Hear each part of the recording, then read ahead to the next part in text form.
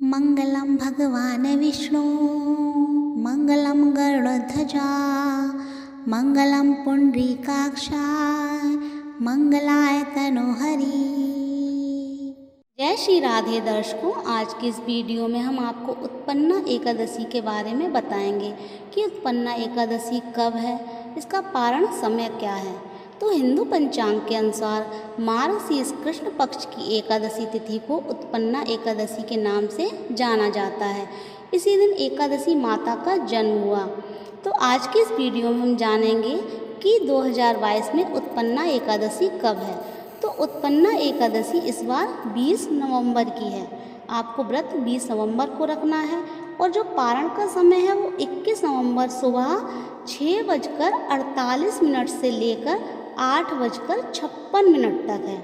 ध्यान रखिए, जो पारण का समय है वो सुबह 21 नवंबर को 6:48 से लेकर 8:56 तक है। इस दिन आप सुबह जल्दी ब्रह्म मुहूर्त में स्नान कीजिए, स्वच्छ वस्त्र पहनिए, व्रत का संकल्प लीजिए, विष्णु भगवान का ध्यान कीजिए और पूरे दिन कभी चुगली ना करें और किसी के लिए अपशब्द ना कहें और तुलसी माता के पास बैठकर श्री कृष्ण का जाप करें। हरे कृष्ण कृष्ण कृष्ण हरे हरे, हरे राम राम राम हरे हरे। और रात्रि को आप जागरण करें। इस तरीके से आप एकादशी व्रत की पूजा करें। पूरे दिन किसी से अपशब्द ना कहें, कुछ भी चुगली ना कहें और फालतू कोई भी बात ना करें। अब एकादशी व्रत की कथा।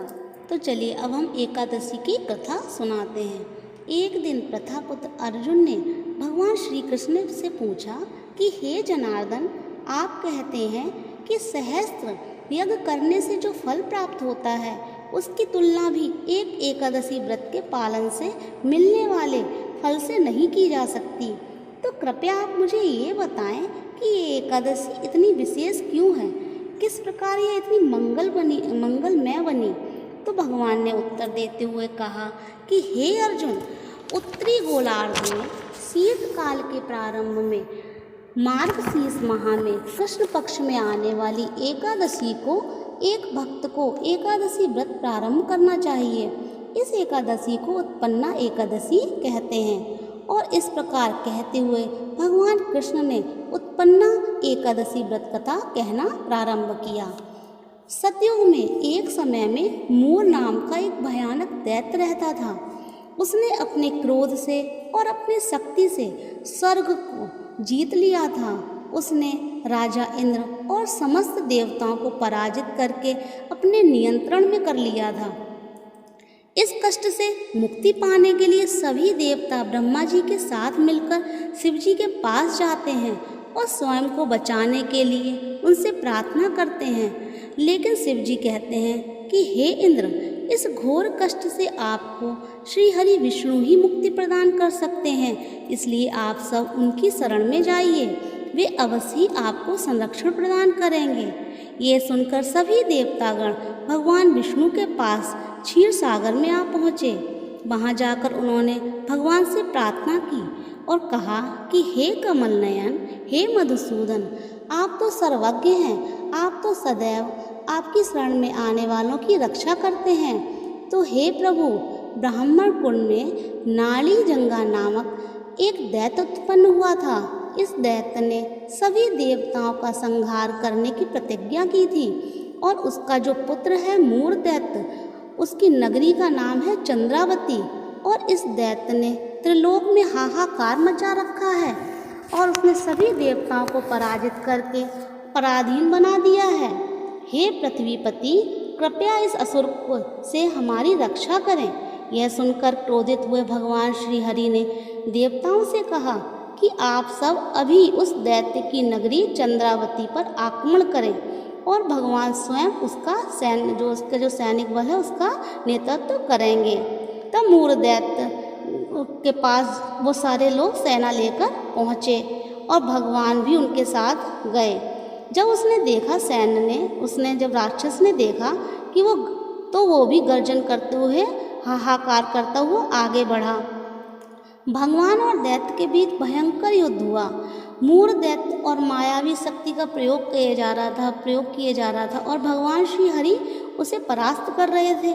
ये जो युद्ध है वो 1000 वर्ष तक चलता रहा। तभी भगवान ने अपनी लीला इस प्रकार की कि भगवान युद्ध से तुरंत ही अंतर्ध्यान हो गए, एकदम अदृश्य हो गए और बद्रीनाथ जो आश्रम है वहाँ चले गए। उन्होंने हिमावती नामक एक सुंदर गुफा में विश्राम करने के लिए प्रवेश किया।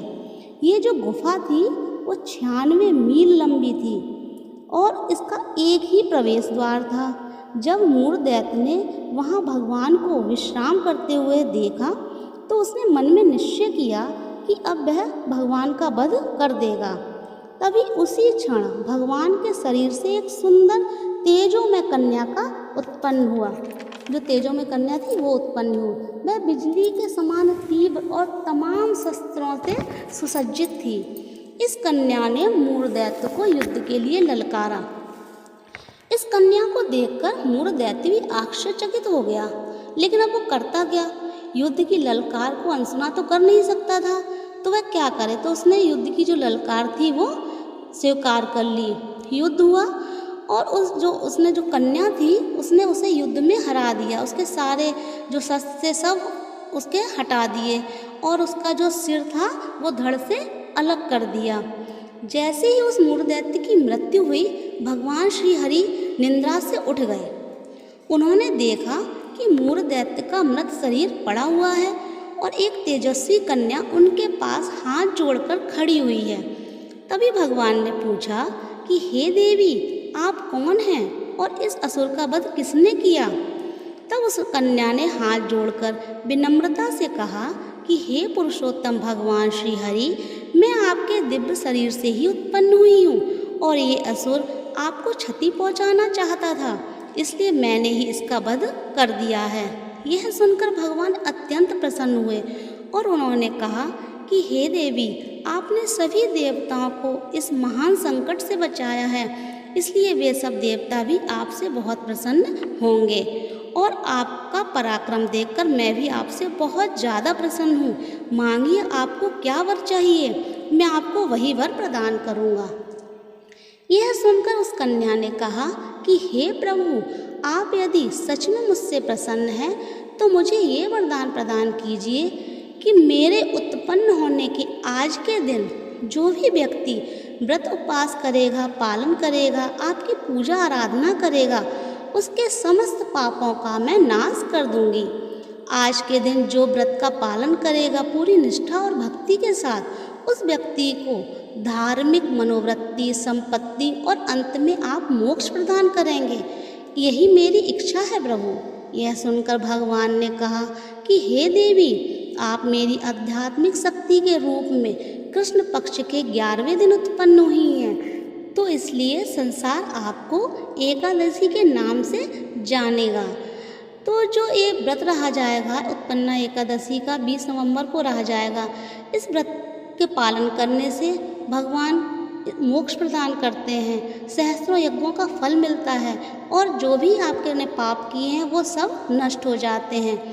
अगर आपको हमारी वीडियो अच्छी लगी है तो प्लीज़ वीडियो को लाइक करें, चैनल को सब्सक्राइब करें और कमेंट बॉक्स में हर हर महादेव जरूर लिखें। हर हर महादेव, जय महाकाल।